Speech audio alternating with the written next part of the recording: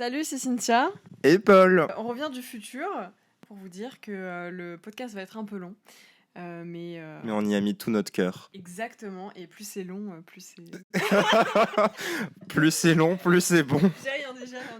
Et donc du coup, voilà, accrochez-vous, c'est un pilote et on espère que ça va vous plaire. Bonne écoute. Et surtout, bonne Pride, parce que ça va le sortir le 26, donc le jour de la Pride parisienne. Exact, des gros bisous. Bisous.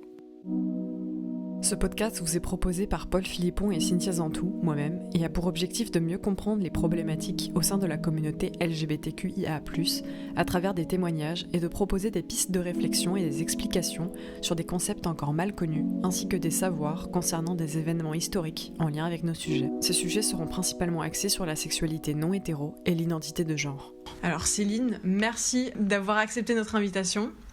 Eh bien, c'était avec plaisir.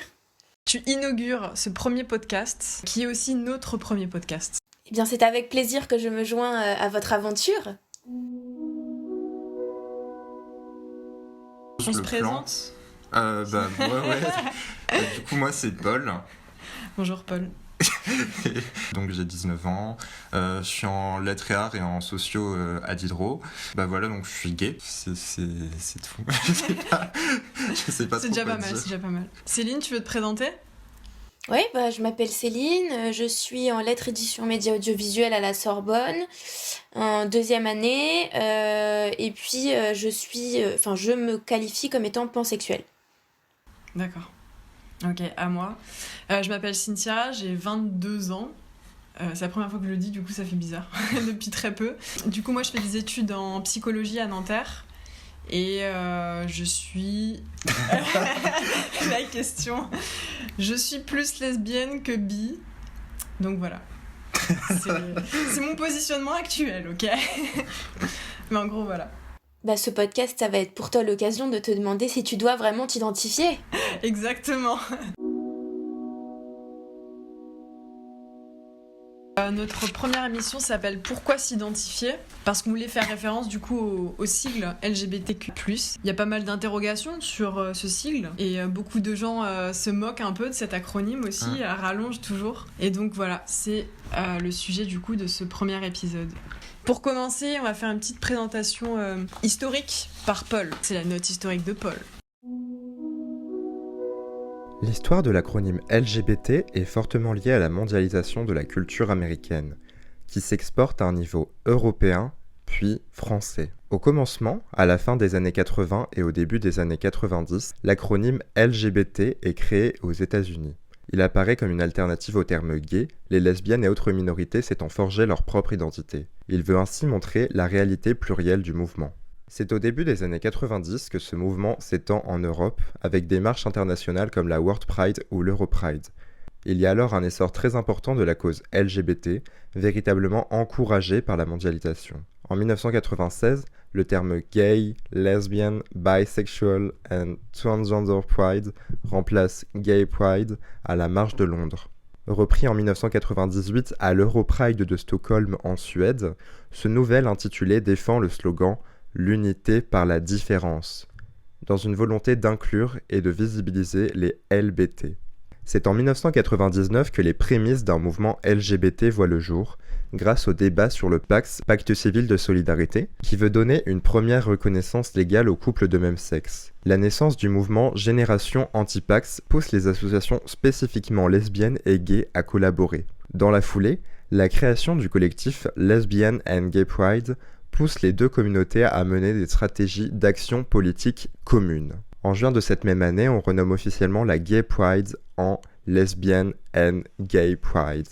En mai 2002, le collectif devient l'inter-associative lesbienne, gay, bi et trans, soit l'inter-LGBT, qui vous sera plus familier si vous connaissez un peu le militantisme parisien. Quelques mois plus tard, cette association renomme la manifestation en Marche des fiertés lesbiennes, gays, bi et trans, dont l'intitulé se veut plus inclusif. S'ensuit alors la création d'une unité politique, qui se caractérise par la diversité des sous-communautés. L'unité dans la différence prend tout son sens. Tandis que les associations spécifiques aux lesbiennes, gays, bi ou trans continuent d'exister, l'ensemble de la communauté LGBT peut aussi se rassembler dans des associations et lors d'événements fédérateurs. Aujourd'hui, l'acronyme ne cesse d'évoluer, en reconnaissant d'autres sous-communautés comme les intersexes, les asexuels, les pansexuels, les queers, etc., donnant lieu aux acronymes LGBTQIA ou LGBTQIAAP+. Mais le plus récurrent reste LGBTQ, que nous avons choisi pour nommer ce podcast. Avec Cynthia, on a fait quelques élucubrations, on a préparé tout ça et tout. Et on a divisé notre émission en 2 grands thèmes, l'étiquette sociale et le sentiment d'appartenance. J'enlève mes pompes. De quoi ? J'enlève mes pompes, je suis comme chez moi. En fait, on peut se dire que l'étiquette sociale et le sentiment d'appartenance, c'est très lié. Mais voilà, on va voir en quoi ça peut être différent selon les cas, notamment dans le cas de Cynthia. Le cas bizarre, ok. Du coup, on commence par l'étiquette sociale, où on se demande un peu pourquoi donner un nom à son orientation sexuelle. Pourquoi c'est important en fait de mettre un nom sur son orientation sexuelle alors que les hétéros le font pas forcément ? Est-ce que c'est vraiment pour nous ou pour les autres en fait ? Je suis censée répondre ? Oui. Ok, alors pour moi... Qu'est-ce que t'en penses ? Pour moi, oui, c'est important de donner un nom à son orientation sexuelle, je dirais déjà pour pouvoir se construire soi-même et avoir en fait un sentiment d'appartenance, et c'est ce dont on va parler dans une deuxième partie, mais en fait c'est complètement important parce qu'on a besoin de sentir aussi qu'on appartient à une certaine communauté, qu'on n'est pas seul tout simplement. Sentir qu'on est seul, parfois ça peut être compliqué. Et je pense qu'il y a certains ados, par exemple dans certains pays où être gay c'est très mal vu, voire interdit, qui vont avoir l'impression d'être seuls au monde à vivre ça. Et puis quand ils vont s'intéresser à la question, par exemple à l'international, ils vont se rendre compte que non, en fait je suis pas tout seul. Et effectivement là, donner un nom à son orientation sexuelle, ça permettra à ces personnes de se rendre compte qu'elles ne sont pas seules et qu'on vit ça tous ensemble. C'est ça. Et après, je pense que, bien sûr, c'est une nécessité sociale de se dire, de définir qui on est, parce que c'est comme quand on se présente, on s'est présenté tout à l'heure en disant, voilà, je suis gay, je suis pansexuel, et Cynthia, au moment de te présenter, toi, t'as eu un petit doute où tu t'es dit, comment je me présente face à l'autre, en fait, voilà. C'est ça. Et mais je pense pas que ce soit une nécessité pour autant. Je veux dire, là, l'introduction et la présentation qu'on a fait, c'est dans le cadre du podcast.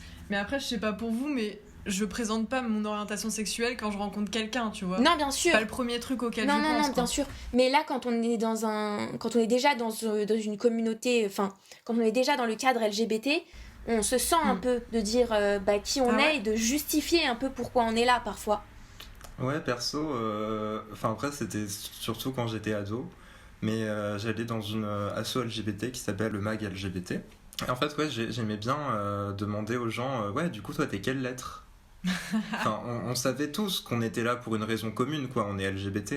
Je pense que ça peut être important de se donner une étiquette parfois plus précise, parce que justement, avant... comme j'en ai parlé dans l'intro, t'avais juste le mouvement homosexuel. Sauf qu'en fait, ça regroupe plein de gens. Déjà, les gays et les lesbiennes, c'est pas la même chose. Ils vivent pas la même chose. Les lesbiennes, elles vivent le sexisme en plus.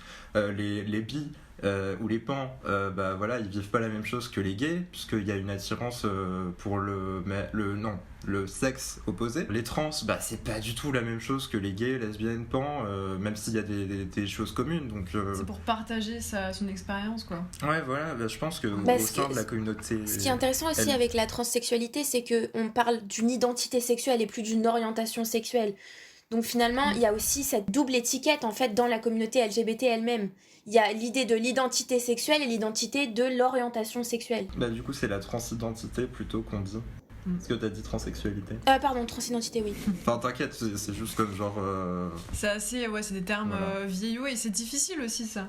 En vrai, de se mettre à jour sur tous les termes parce que ça change tellement vite qu'on peut malheureusement utiliser un terme pas approprié, quoi, en fait. Ouais, enfin perso, genre je sais que le fait de me dire gay et tout, après bah, c'est de mon expérience d'avant, surtout, enfin avant Paris, parce que perso, de base, je viens pas de Paris, je viens d'une ville qui s'appelle Chartres, hors d'Île-de-France. Et ouais, bah je sais que j'étais un peu genre le gay du lycée. Et du coup, ça t'a apporté quoi de te dire que tu l'étais pas Bah, un phénomène de foire, je suis ça et Bah, je l'assume, quoi. ouais, C'est plus facile à justement, assumer. ça m'a pas mal aidé de me dire ok en fait je suis gay parce que je pensais vraiment que c'était genre, enfin j'avais aucun modèle lesbien ou gay autour de moi. Genre le premier couple gay que j'ai rencontré c'était à Paris quand j'avais 15 ans.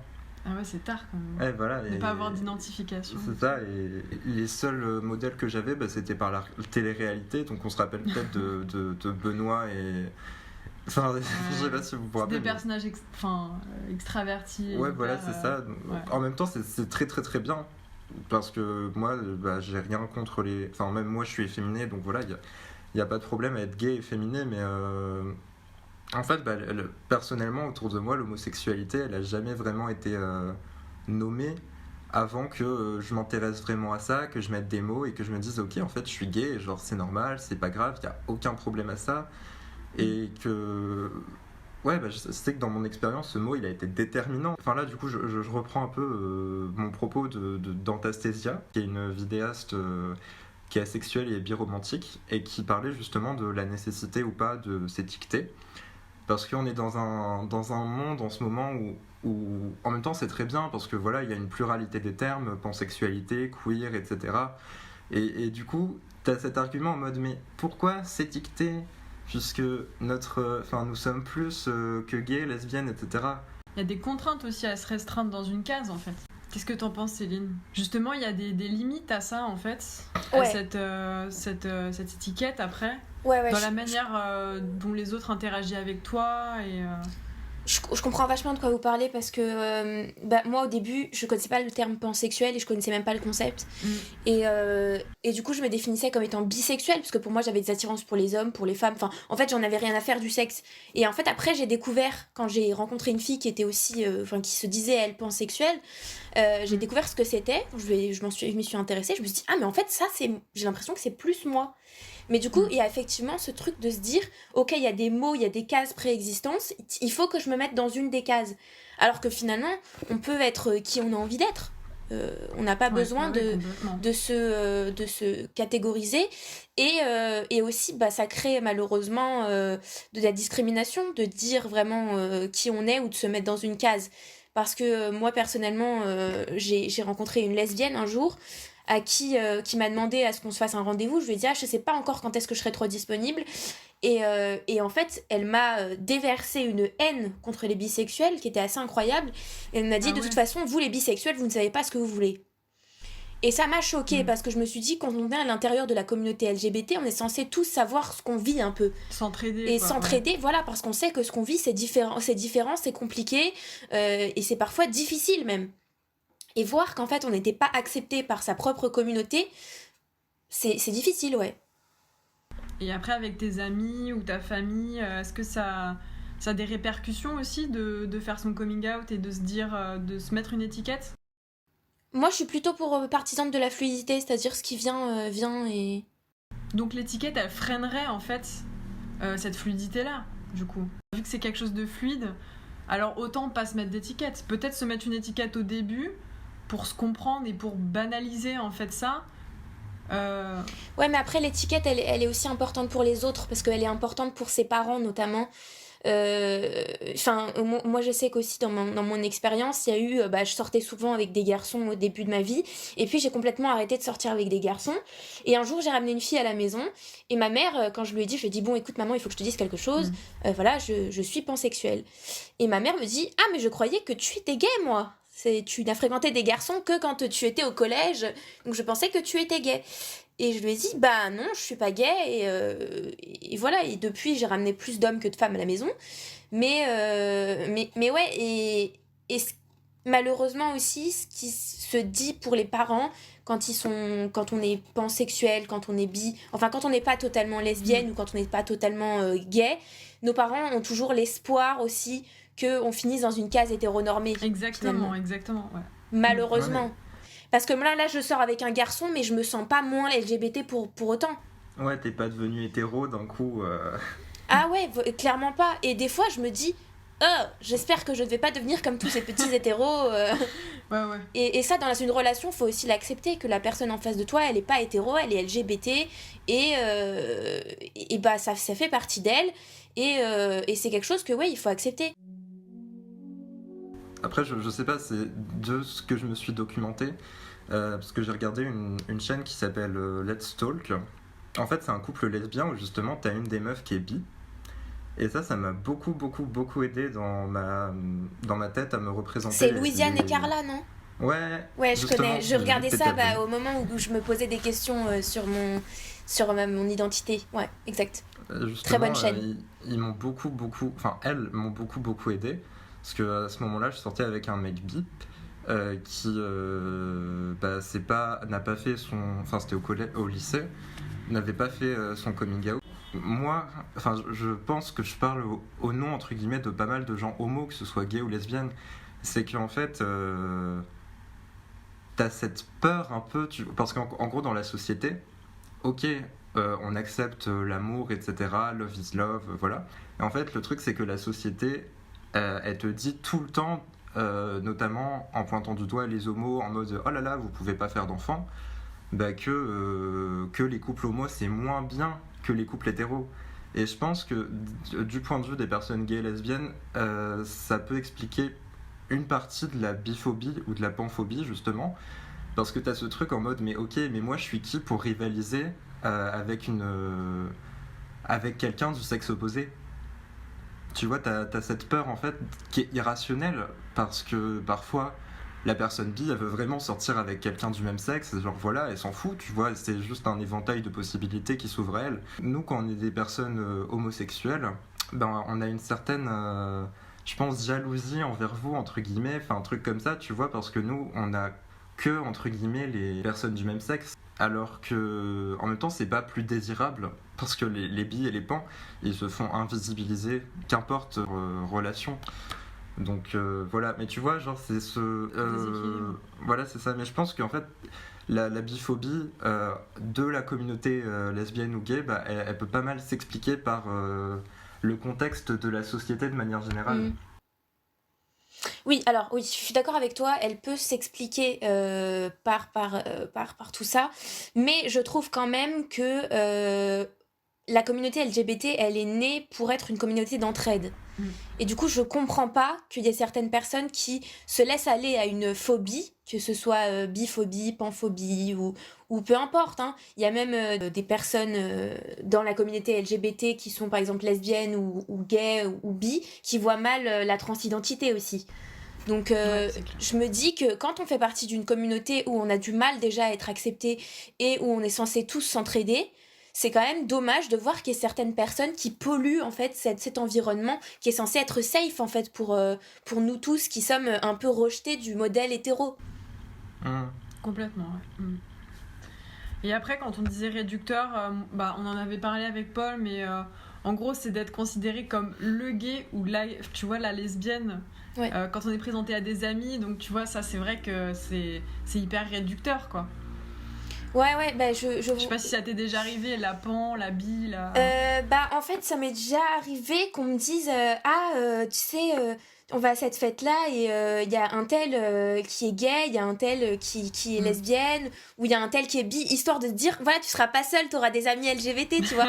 Donc ça part d'un bon sentiment, c'est mignon, tu vois.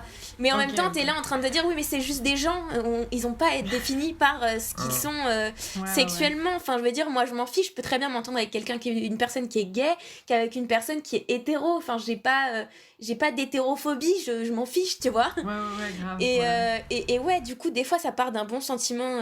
C'est souvent de la part des hétéros que ça arrive, mais c'est mignon, mais en même temps, tu te dis, je ne suis pas que LGBT. Ouais, c'est ça nous définit pas entièrement, quoi. C'est sûr, ouais. Je pense que moi, le fait d'être gay, ça m'a beaucoup plus impacté, même de manière globale. Et rassuré. En tant que personne lesbienne ou gay, je pense qu'on peut avoir l'impression parfois d'être écrasé par rapport à tout ça, en mode oui, mais non, mais accepte d'être fluide sexuellement, alors que nous, tu vois, genre on est juste attirés par le même sexe. Et personnellement, je me suis beaucoup construit par rapport à ça. Parce que je subissais l'homophobie au lycée et après je me suis intéressé à des trucs LGBT, j'ai fréquenté des soirées LGBT, la plupart de mes amis sont LGBT et Je pense que ça dépend des gens et des personnalités. voilà. Il y en a qui ont besoin de se retrouver dans une certaine communauté. Comme toi, Paul, je pense que tu as eu besoin à un moment de ta vie de te dire, voilà, moi je suis comme ça et j'ai besoin d'être avec des gens qui sont comme moi pour voir si vraiment j'arrive à m'y retrouver. Et il y en a qui pas du tout vivent dans leur coin.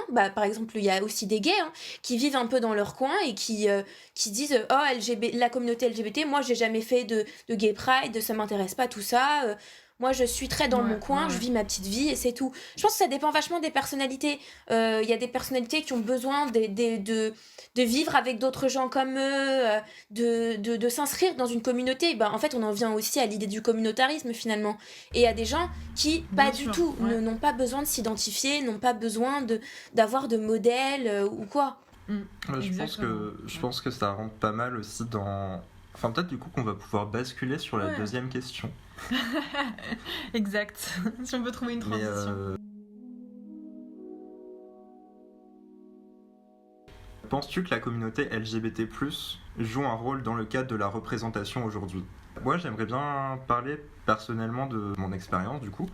Enfin, parce que voilà, nous, on est étudiants à Paris maintenant, on est en Île-de-France. Pour être originaire de province, entre guillemets, il y a quand même vraiment une dichotomie entre justement être LGBT à Paris ou être LGBT, enfin en tout cas gay, pour ma part, gay en province. Parce que, comme je l'ai dit, le premier couple gay que j'ai rencontré, c'était à 15 ans, à Paris. Et avant, quand j'étais petit, je savais qu'il y en avait parfois, mais en fait, c'était des non-dits d'expérience pour avoir rencontré d'autres personnes qui sont de province et même de petites villes ou de campagne.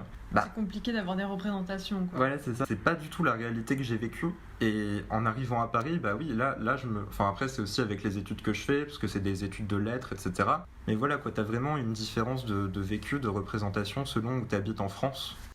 Ouais, alors moi j'ai toujours vécu en région parisienne, en banlieue, et je peux te dire que j'ai vécu un peu la même chose jusqu'au lycée. En fait, au collège, il y a une fille qui s'est rendue compte qu'elle était lesbienne, enfin elle s'est définie un moment comme lesbienne en troisième, et en fait à ce moment-là, elle a été rejetée par tout le monde, elle a dû changer de collège, etc. Et c'était et pour moi c'était les moments où je commençais à me poser des questions, et pour moi c'était un peu le ouais, mais si je suis comme elle, ça va être compliqué quoi.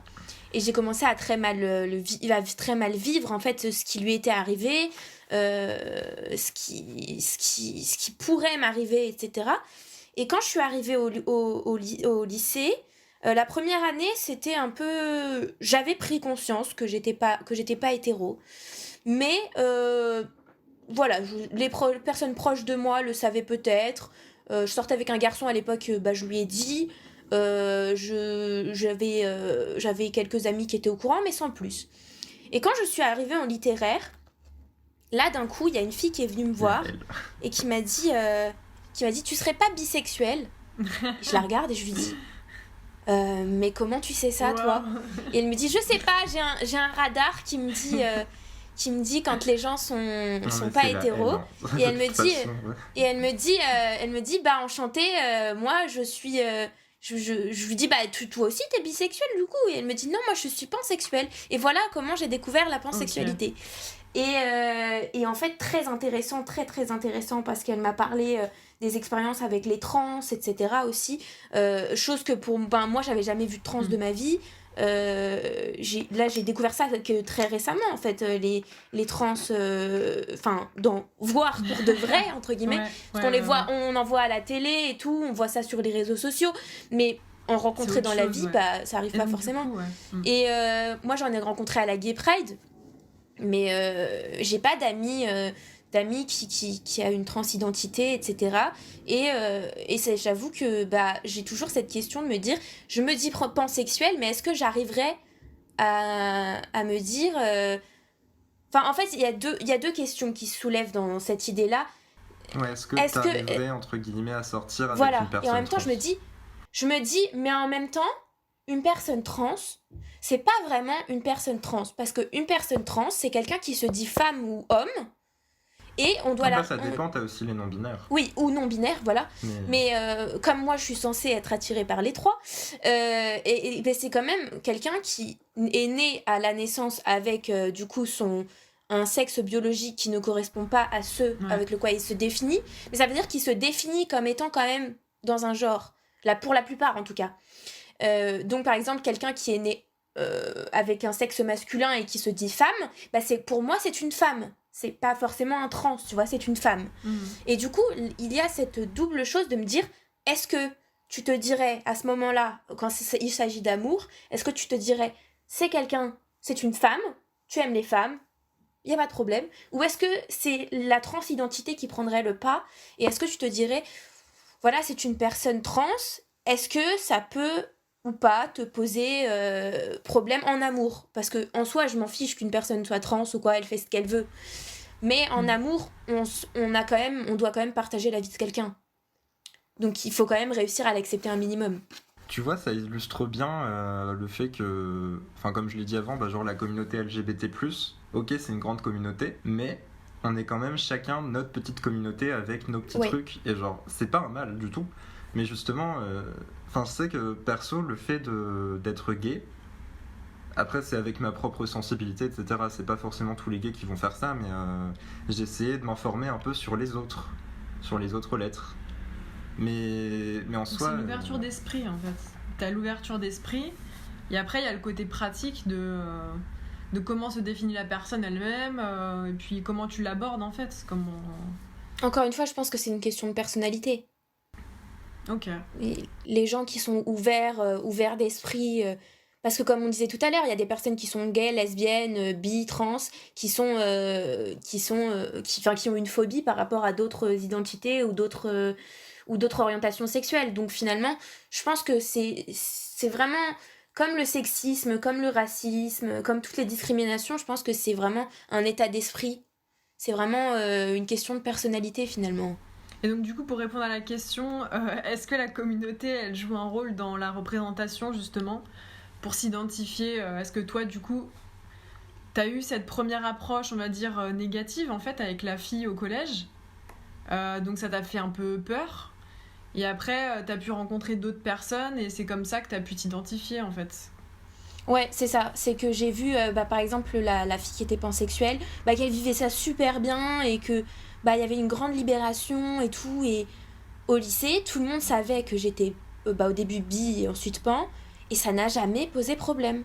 Donc en fait, si t'avais pas eu cette identification, enfin cette représentation-là, cette étiquette et ces connaissances, tu serais resté un peu dans le flou.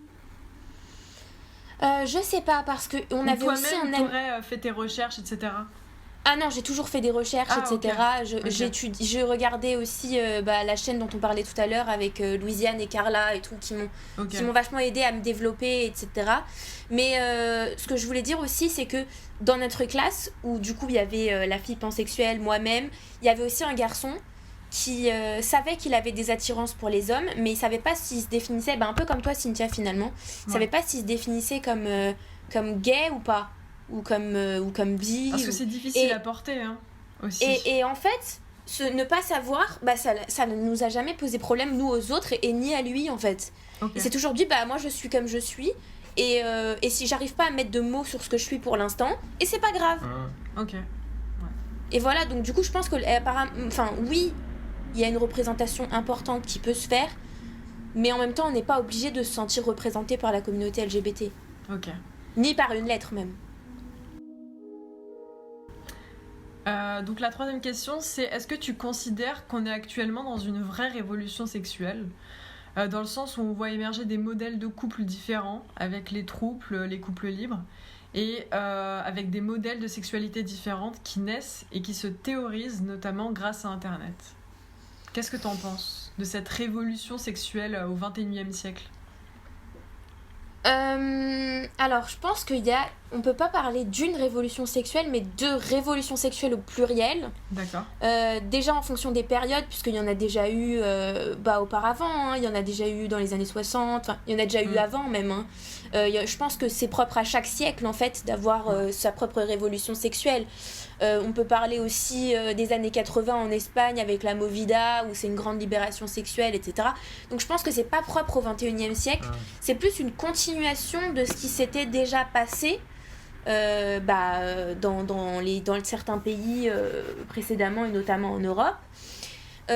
Après, je pense qu'il y a effectivement des révolutions sexuelles qui se font un peu plus précisément, avec notamment les modèles de couple différents, comme les couples libres, qui sont presque à la mode en fait en ce moment. C'est vraiment un modèle que chacun teste ou ne teste pas, ou teste et va conserver ou ne va pas conserver. Enfin, moi personnellement j'ai fait l'expérience du couple libre qui s'est bien passé ou mal passé, ça dépend des fois, et c'est quelque chose que je ne regrette pas d'avoir fait, mais c'est quelque chose qui pour moi, dans mon expérience, dépend en fait vachement de la personne avec qui vous êtes. Ouais, c'est vrai. C'est-à-dire que ça peut très bien marcher avec une personne, comme ça peut pas marcher avec une autre, et en fait on peut aussi se rendre compte que c'est bien au début. Alors, pour moi, il y a une certaine évolution qui se fait dans un couple. C'est-à-dire que on peut, au début, il vaut mieux être en couple normal parce que... après, c'est que ma vision. Hein. Mais moi, j'ai expérimenté ce fonctionnement-là et je l'ai trouvé plutôt bien. C'est-à-dire qu'être en couple juste à deux au début, parce que il faut aussi apprendre à se connaître, apprendre à se faire confiance. Ouais, bien sûr. Ensuite, on peut s'ouvrir aux autres en faisant un couple libre, etc. Si ça convient, on peut garder cette forme. Mais ça dépend des gens, puisqu'il y a des gens qui vont vouloir construire une vie à deux, et seulement à deux, et qui voient ça comme une sorte de rite de passage. Enfin, moi, c'est plutôt mon cas. Pour moi, c'était un peu un passage. Et ensuite, qui vont revenir vers un couple plus traditionnel. Mais ce qui est bien, c'est qu'aujourd'hui, on a cette possibilité d'en discuter avec des gens et on a une ouverture d'esprit, une liberté qui permet en fait de faire émerger ce genre de relation en fait, qui n'était pas possible et envisageable avant en fait. Oui, et on a aussi la liberté de changer d'avis, c'est très important ça. C'est qu'on a la liberté de dire voilà, je veux ça, mais finalement ça ne me convient pas, donc je reviens sur ce que je dis et je vais pas faire ça. C'est ça qui est novateur, vraiment en fait. Cette liberté du consentement, que ce soit le consentement sexuel ou le consentement dans le couple, il est assez incroyable parce que vraiment maintenant on se rend compte que avec l'accord de l'autre, avec son consentement, on peut franchir toutes les barrières. Et c'est magnifique à mon sens. C'est spécifique à cette époque-là aussi. Hein. Cette liberté de pouvoir prendre des choix, de les assumer. Alors de les assumer au grand jour. Au couple traditionnel, on était vraiment enracinés en fait dans ce couple-là et il fallait le subir quoi. Après, ça existe depuis toujours, je pense, hein, les trouples, les couples libres, etc. Hein. Je pense qu'on n'a rien inventé. Ça s'est popularisé en fait. Mais je pense que Internet a beaucoup aidé à ça. On peut se renseigner. Avant, genre les gays et les lesbiennes dans une certaine mesure, je pense qu'ils faisaient leur bail quand même de troubles et tout, machin, mais en tsum-tsum ou genre dans les milieux LGBT seulement. Ouais. Et là, c'est quelque chose qu'on peut retrouver beaucoup plus largement avec Internet. Justement, là, ce qu'on est en train de faire, avant, c'était pas possible. Ou les vidéos YouTube sur les meufs qui sont en mode oui, j'ai essayé le couple libre, je vous en parle, c'était une bonne expérience. Ou justement, les gens qui font leur coming out beaucoup plus massivement, les médias qui encouragent ça, etc. Et je pense que... Et puis même la représentation via les séries et compagnie. Enfin, moi, je parle de... You Me Her. Ouais, c'est ça, You Me Her. You Me Her, par exemple, c'est une révélation dans l'idée du trouble. Ah, mais clairement, au cinéma. Ça, c'est grâce à Netflix. Enfin, si on peut pas parler de révolution sexuelle, enfin d'une vraie révolution sexuelle, je pense qu'on peut au moins parler d'une révolution sexuelle numérique. Ouais. Dans le sens où même médiatique. Même médiatique. Ouais, bien sûr. Je dirais plus largement médiatique, ouais. Enfin, moi, je dirais numérique de mon expérience.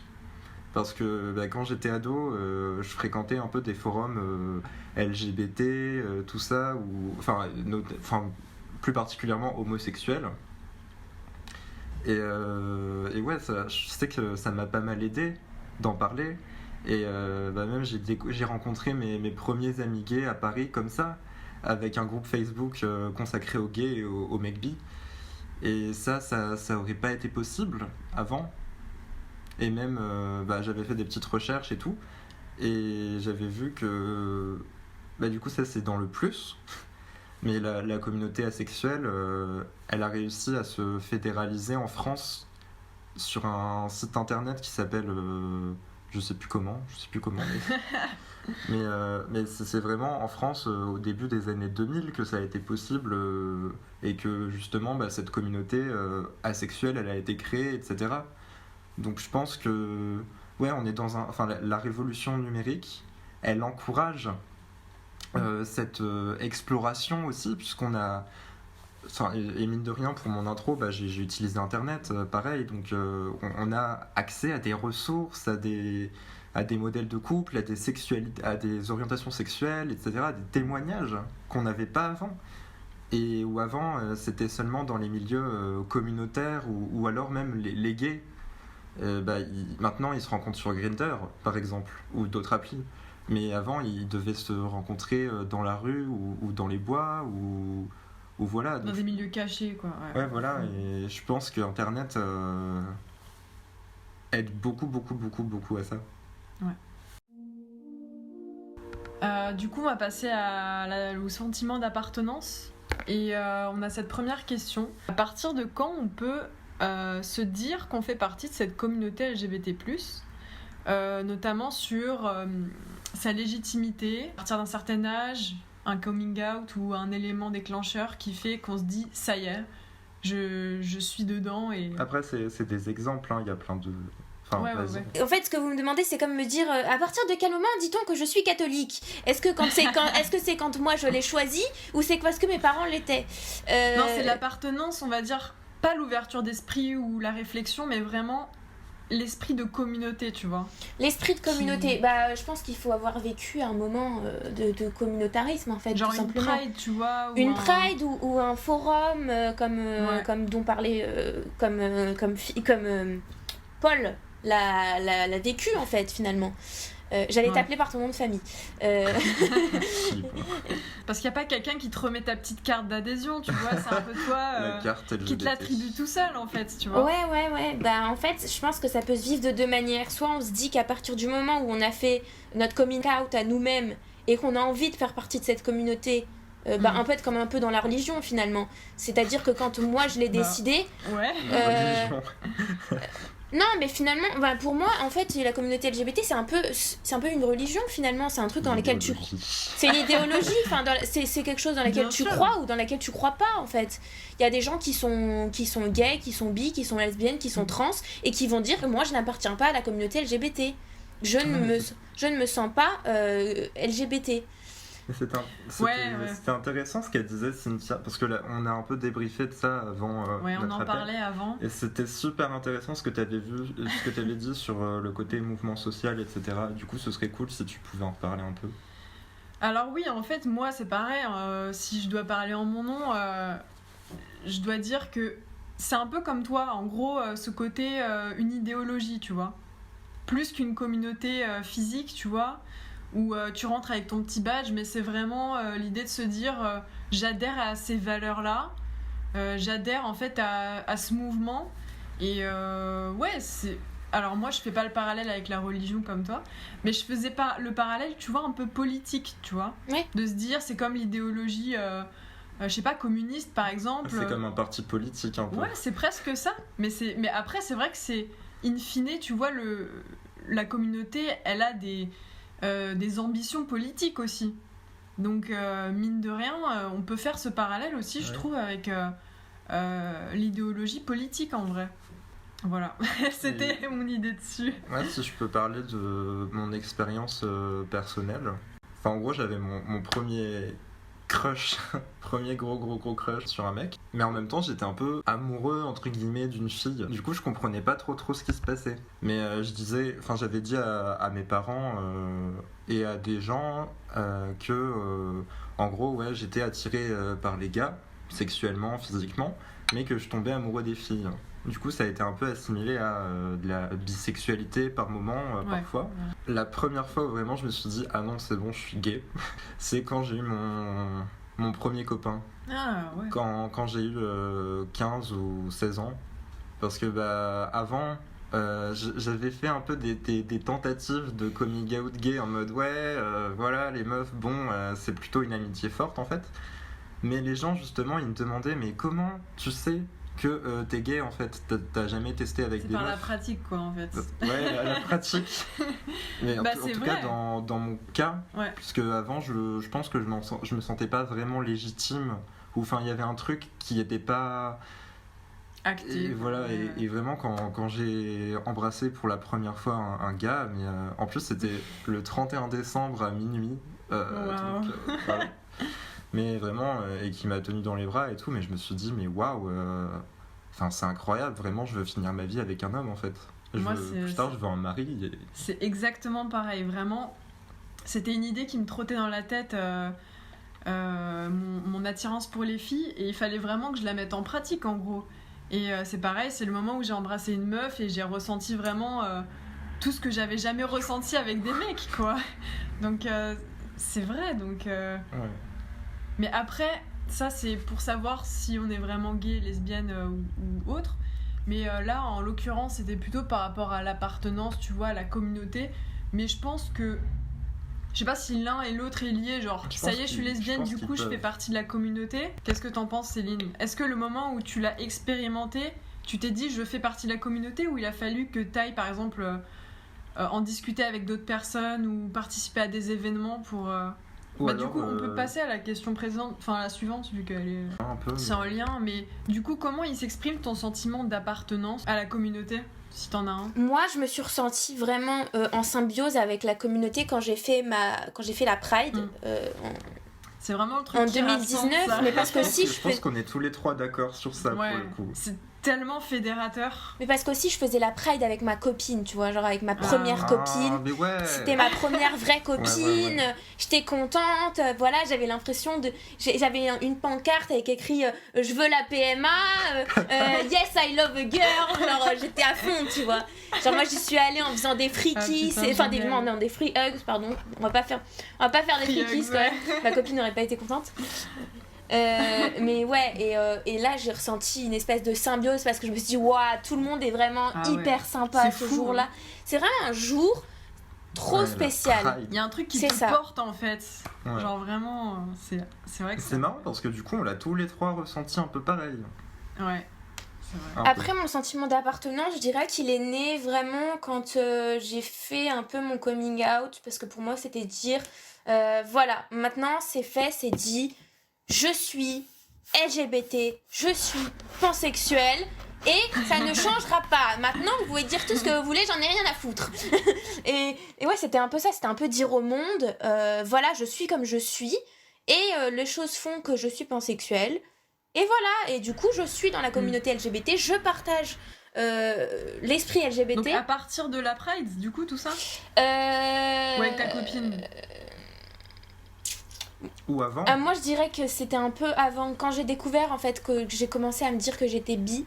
J'ai commencé à me dire, voilà, j'appartiens peut-être à la communauté LGBT. Quand j'ai découvert vraiment que j'étais pas hétéro, je me suis dit, voilà, je suis LGBT. Et j'ai commencé à vraiment m'intéresser à ce que c'était que la culture LGBT, les valeurs LGBT. Et je pense qu'une fois qu'on adhère à ces valeurs, à cette culture LGBT, là, on peut dire que je me sens LGBT. Mais si vous dites, je me sens LGBT juste parce que... je suis gay, mais que j'y connais rien à la culture LGBT. C'est... Après, c'est pas plus mal. Hein. Non, chacun vit comme il veut. Mais comme je disais tout à l'heure, il y a des gens qui se considèrent pas comme LGBT et on s'en fiche. Enfin, ils font ce qu'ils veulent. Mais je trouve que c'est difficile de se dire qu'on se considère comme LGBT, c'est-à-dire en faisant partie de la communauté, si on n'a aucune conscience de ce que c'est que cette communauté. Je dis pas qu'il faut avoir vécu la Pride pour le savoir. Mais il faut au moins s'y être intéressé et se reconnaître dans son système de valeurs.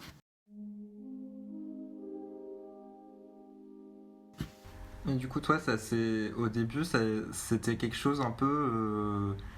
ton sentiment d'appartenance, au final, c'était quelque chose d'un peu immatériel. Ouais. Enfin, dans le sens où justement on se demandait S'il fallait faire partie d'une association, voilà, par exemple. ou s'il fallait forcément fréquenter des événements LGBT, des bars gays ou lesbiens, avoir des amis LGBT Non, pour faire partie. je pense que ouais, de ça la peut être communauté. assez immatériel au début, mais je pense qu'il y a un moment donné dans sa vie où Il y a plusieurs stades. voilà, où on a besoin bah, Mais pourquoi tu me regardes?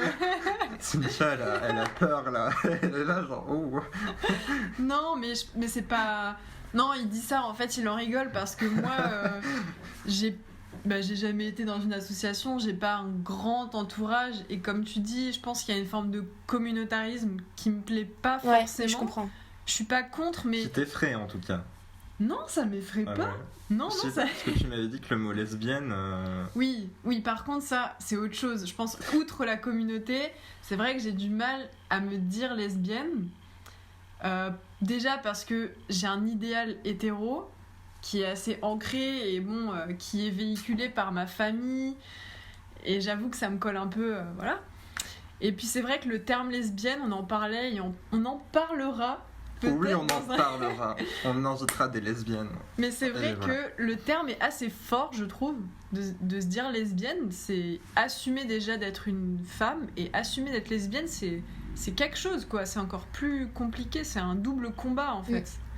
Au-delà de féministe, etc., franchement, se dire lesbienne, c'est... Ouais, autre chose que juste se dire homosexuel.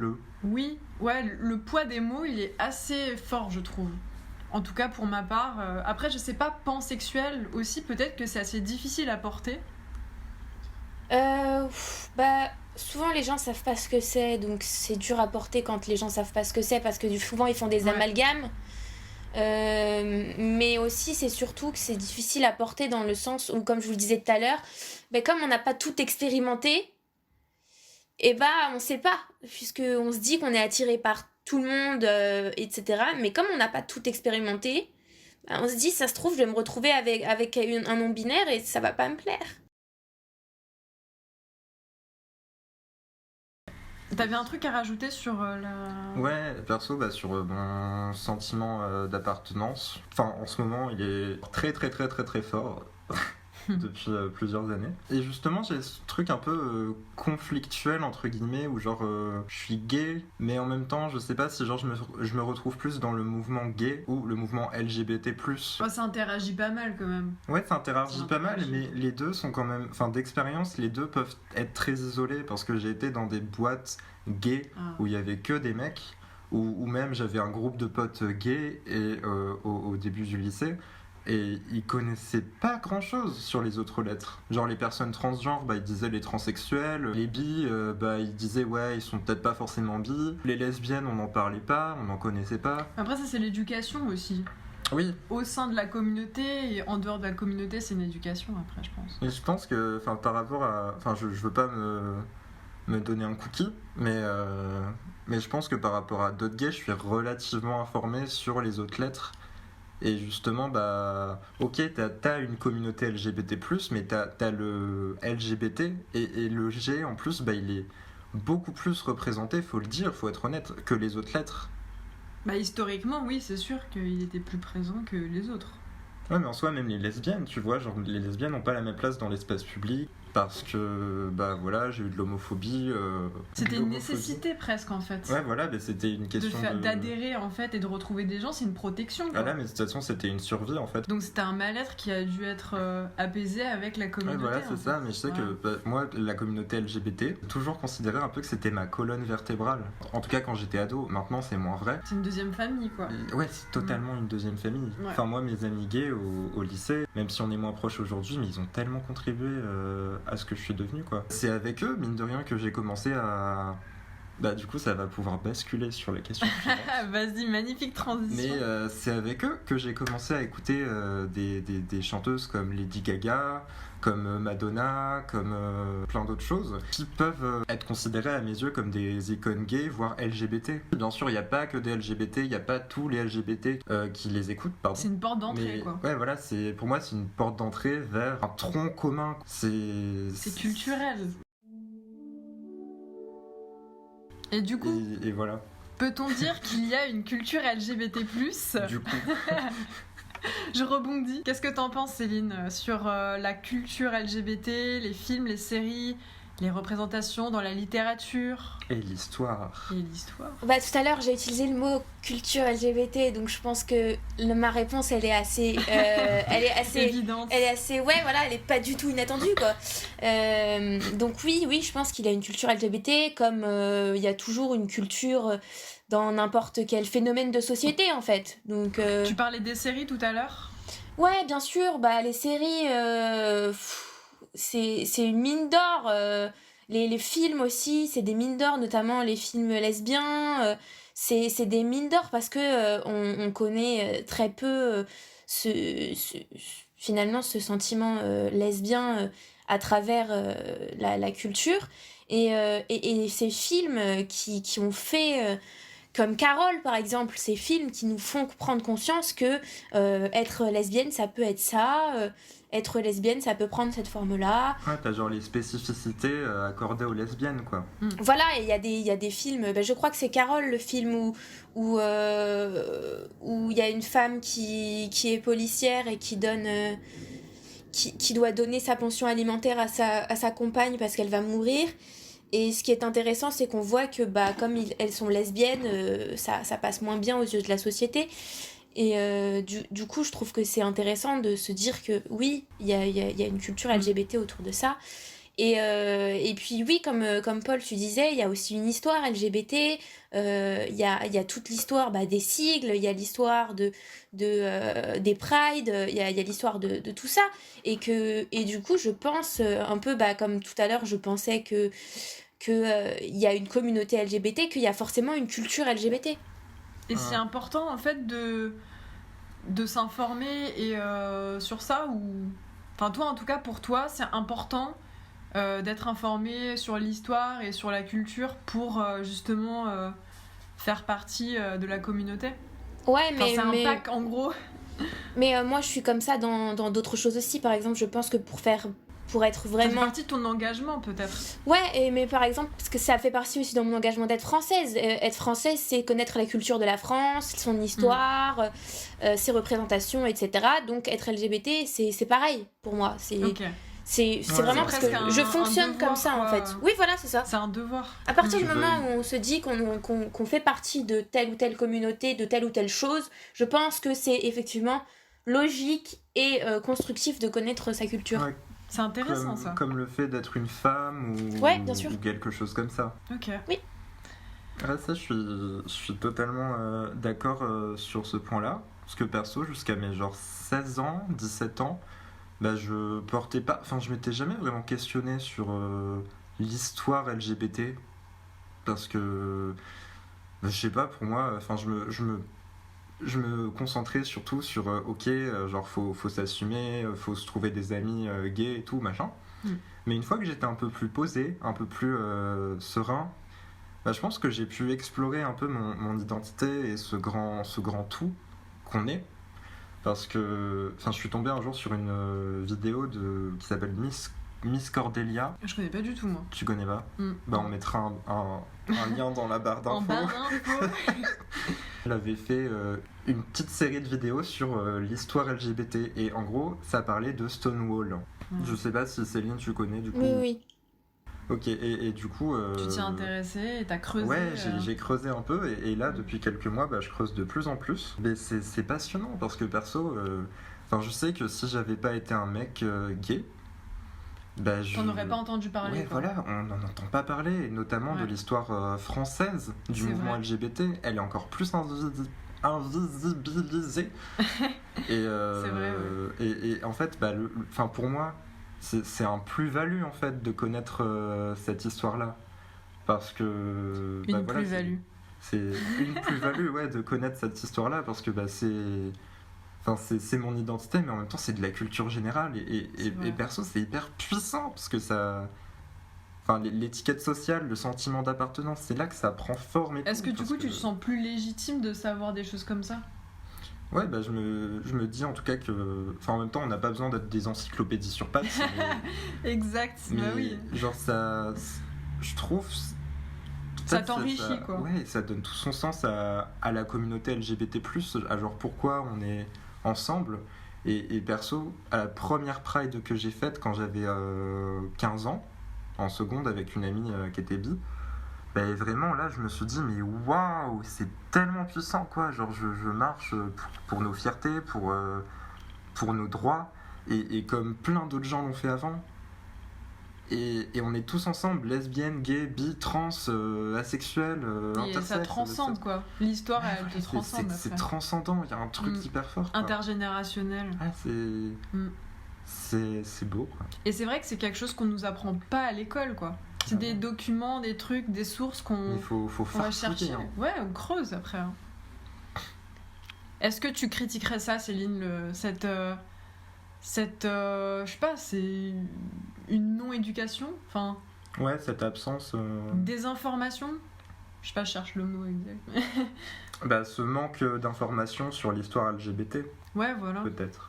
Est-ce que ça devrait être appris au collège, dans l'éducation civique, en cours d'histoire ? Moi, je pense plutôt que ça rejoint une discipline qui est manquante en France, c'est-à-dire l'éducation sexuelle. Parce qu'en fait, ça devrait s'appeler l'éducation sexuelle, mais ce serait pas que le sexe physique, mais il faudrait aussi... Non, je veux dire physique, par exemple, avec tout ce qui est préservatif et compagnie. Ah oui, ok. Ce que je voudrais dire, c'est que il faudrait aussi que ça nous initie à l'ouverture mentale sur les orientations sexuelles, que ça nous apprenne d'où viennent ces orientations sexuelles. On pourrait créer une formation, Paul. Mais oui, en fait, je pense que ça manque vraiment en France, c'est que on est mal informé sur la sexualité, que ce soit la sexualité physique ou émotionnelle, ou identitaire même. Et c'est dommage, voilà. Donc oui, je pense que c'est à critiquer et ce serait même à creuser. Donc si le ministère de l'Éducation nationale, vous nous entendez un jour, pensez à nous. Exactement. Conclu. Et je conclus. Je pense que c'est encore plus important pour les personnes LGBT+, de connaître la culture LGBT+, l'histoire LGBT+. Pour moi, on apprend une part de nous-mêmes, en fait. Et on comprend pourquoi on est tous liés ensemble, pourquoi les personnes trans, elles sont mises avec les personnes... avec les orientations sexuelles, alors que c'est une identité de genre, etc. Et puis, on comprend qu'il y a une légitimité et qu'il faut toujours se battre et qu'il y a des problèmes de visibilisation, etc. pour les lettres, les différentes lettres. C'est de savoir un peu d'où on vient, quoi. Les racines. Et puis, on apprend d'où on vient. Et puis, je pense que c'est important aussi pour les gens qui se sentent pas LGBT ou qui sont pas dans la communauté, qui sont hétéros, c'est de comprendre ce qui se passe aussi chez les autres, et je pense que ça empêcherait tout ce qui est... Enfin, ça réduirait au moins l'homophobie, ce genre de choses, parce que c'est souvent de l'incompréhension, en fait, face à l'inconnu. Exactement. Et si, du coup, c'était du connu, et ça permettrait de mieux comprendre les choses. Et même, il y a des... je sais des fois, ça m'est arrivé que, genre, des gens hétéros, ils comprennent pas pourquoi j'avais ce besoin viscéral, un peu, cette fierté d'aller à la Pride. Parce que pour beaucoup de gens qui sont pas dans la communauté c'est juste LGBT, une grosse fête, quoi. Voilà, c'est la fête des gays. Ouais, c'est ça. Genre, c'est le festival des gays. Et genre, non, en fait, parce que ça existe depuis genre 60 ans, mais c'est politique, c'est une manifestation et faut pas l'oublier, quoi. Et je pense que c'est un truc que tu vois en voyant nos ancêtres, entre guillemets, LGBT, qu'on marché, qu'on combattu et qui nous ont permis d'avancer un peu. Il y a un devoir de mémoire derrière presque, du coup. On en avait parlé, mais c'est vrai ça fera peut-être l'objet d'un podcast. Bon, je passe à mon petit quiz. Le quiz de Cynthia. On fera un jingle, un post. Grave. C'est le quiz de Cynthia. Donc petit quiz que je vous ai concocté, qui se compose en 3 parties, mais c'est assez rapide. Déjà, la première chose, est-ce que vous savez quand est-ce qu'on a commencé à faire des échelles d'évaluation de l'orientation sexuelle ? Est-ce que vous avez une petite idée, Céline ? Non. Alors, c'est dans les années... Vous voulez donner J'ai pas le droit de dire. Vas-y. Je crois, c'est pas genre l'échelle... Ah non, je pense qu'il y a d'autres trucs avant l'échelle de Kinsey et tout, mais je pense que c'est genre vers les années 60. Années 50, c'est dans les années 50. Donc c'est le docteur Alfred Kinsey, un Américain qui a inventé l'échelle de Kinsey, de son nom. Et c'était en fait l'émergence des premiers travaux sur la sexualité, en fait, tu vois. Donc en même temps qu'on faisait ça, on a créé une échelle pour permettre de se situer. Et puis après, il y a une deuxième évaluation psychologique. Donc du coup, c'est un peu dans mon domaine, c'est pour ça que je tenais à vous en parler. C'est la grille d'orientation sexuelle de Klein. Ah, je l'ai faite celle-là. Ah oui, tu connais ? Ouais, je l'ai faite. Ah, intéressant. Et du coup, c'est Dr. Fritz Klein qui a créé cette échelle, cette grille en 1978 dans son livre L'option bisexuelle. Et donc, c'était un sexologue, voilà. C'est assez intéressant, je trouve, de c'est savoir... par rapport... C'est pour savoir où on se situe au niveau de la bisexualité, c'est ça ? Ouais, c'est ça. Bah, c'est pour ça que je l'ai faite. Sur une sorte de grille, en fait. Ouais, c'est pour ça que je l'ai faite. De 1 complètement hétéro à 6 complètement homo. Exactement. Ouais, je l'ai faite, ouais. En fait, il y en avait qui ne réagissaient à rien. Oui, voilà, Et ça, en fait, c'était déjà les asexuels. Alors, il y a beaucoup de critiques qu'on peut faire sur ces grilles-là. Déjà des années 50 jusqu'à maintenant. Pourquoi tu rigoles sur mon drapeau ? C'est avec ton drapeau. Oui, petite interro surprise pour Céline. Non mais PTDR, tout le monde ce drapeau. Mais j'en ai plein. Est-ce que tu peux me faut dire qu'est-ce que c'est parce que les spectateurs vont pas nous Oui, voir. alors pour décrire, il y a une bande rose, une bande jaune et une bande bleu clair. Et je demande à Céline du coup de savoir quel est ce drapeau. Oh là là. Tu rigoles mais c'est pas si facile. Non, c'est pas si facile parce que j'ai une mémoire des drapeaux qui est horriblement mauvaise. Je sais que je le connais, mais pour vous dire ce que c'est, je pense que c'est la bisexualité, mais je suis pas sûre. C'était ta communauté. Ah, c'était les pans ? C'est les pans. Ah, c'est pour ça que j'ai confondu avec les billes alors. Ensuite, j'ai celui-là. Alors, pour décrire, c'est un drapeau jaune, fond jaune, avec un cercle violet au milieu. Est-ce que Céline, t'as une idée ? Non, là franchement, je sais pas. Paul, je sais que tu sais. C'est le drapeau intersexe. Intersexe. Parce qu'en fait, le jaune, c'est pour pas la neutralité, mais c'est pour sortir de la binarité du genre. C'est ça. Et le cercle violet, je sais plus. C'est inter, je sais plus. Mais et pour l'autre, c'est comme les Jeux Olympiques. C'est ça. Et pansexuel, c'était en gros le bleu pour la masculinité, le rose pour la féminité et le jaune pour. Pareil que les intersexes, quoi. Neutralité. Genre les non-binaires et tout. C'est quoi. ça, ouais. Bon, après, j'en ai un troisième, c'est celui-là. Tu vois pas ? Alors, pour vous décrire, il y a 4 bandes cette fois-ci. C'est noir en haut, gris, blanc et violet tout en bas. Céline, pour l'instant, c'est un 0 sur 4. Non, je sais pas du tout. Comme je vous ai dit, les drapeaux, c'est pas du tout mon truc. Vous me montrez le drapeau de l'Allemagne et le drapeau de la Belgique, je me trompe. Alors, pour vous dire comment ça se passe. C'est le drapeau asexuel. C'est le drapeau asexuel, en effet. Et du coup, juste peut-être pour une petite... T'as une explication ? Non. Non, mais juste genre une petite définition. Asexuel ? Ouais, juste genre les asexuels, c'est des gens qui n'ont pas de désir sexuel. Mais on fera une émission aussi dessus. Asexuel ou agenre, d'ailleurs. Pour l'identité de genre, il y a agent. Bon, celui-là, je te le montre, mais bon, j'ai peu d'espoir. Non, je vois pas non plus. Je le connais pas celui-là même d'ailleurs. Alors, c'est jaune, en haut, blanc, violet, puis noir. Ah si, je connais. J'allais poser une colle à Paul, là. Non, c'est le drapeau non-binaire. Ouais, c'est non-binaire, c'est ça. Bon, 4 sur 4 pour Paul, qu'on peut applaudir. Les gens non-binaires, c'est les gens qui se reconnaissent ni comme homme, ni comme femme. Et on fera aussi une émission là-dessus. Voilà. Exactement. Et après, pour terminer ce magnifique podcast, je vais clôturer avec des petits termes barbares que j'ai réussi à choper. Et c'est vrai que quand on parle de la communauté LGBT, en vrai, il y a pas mal de termes, de terminologies qui sont assez compliquées, quoi. Vas-y, t'as trouvé des trucs hyper chelous, donc, là. Quelques pépites, c'est vrai. Est-ce que vous connaissez l'équivalent français de queer ? Oui. La traduction. Céline, est-ce que tu sais ? Non. C'est les allosexuels. Alors oui, il y a allosexuel et altersexuel. T'avais jamais entendu parler, Céline ? Non, pour moi on dit queer, c'est tout. Après, c'est jamais utilisé, ça. Ouais, c'est vrai qu'on le retrouve pas. Genre PTDR. Ouais, c'est vrai qu'on le retrouve pas tant que ça, mais en tout cas, voilà, vous savez que ça existe. Allo, alter, ça vient du latin autre, quoi. C'est une autre sexualité, voilà. Ensuite, vu que j'étais en Italie récemment, eh bien, je vous ramène le terme de femminelli. C'est pas un type de pâte. Qu'est-ce que ça vous évoque, femminelli? Je sais pas, c'est pas les gays féminins? Alors, c'est ça, en fait, exactement. Paul, il fait un sans faute.